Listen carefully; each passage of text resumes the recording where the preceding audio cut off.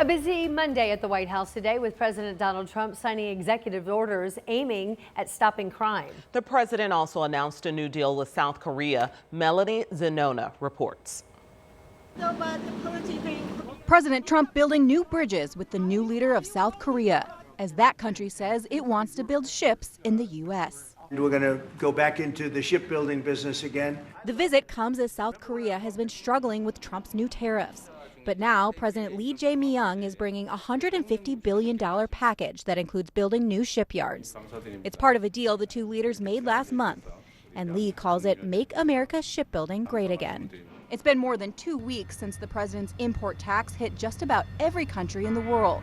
The administration has made some deals, including with the European Union and United Kingdom. But a deal with the world's second largest economy, China, remains elusive. Both sides agreed to pause stiff tariffs for another 90 days while negotiations continue. I spoke to President Xi fairly recently, and at some point, probably during this year or shortly thereafter, we'll go to China.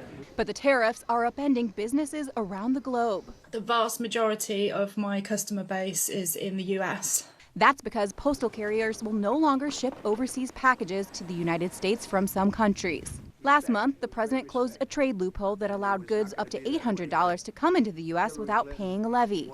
But that changes Friday, and that means higher prices. For example, if your item is coming from a country with a tariff less than 16%, you'll pay an extra $80.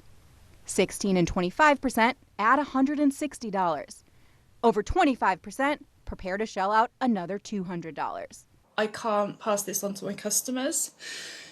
So as of last night, I've had to close my store completely. Shippers don't know who will pay that tariff, the company or the buyer.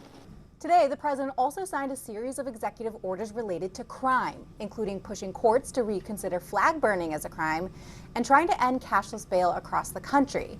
And after deploying and arming National Guard troops here in D.C. as part of his crime crackdown, the president is threatening to do so in other cities, such as Chicago and Baltimore. Melanie Zenona, NBC News, Washington.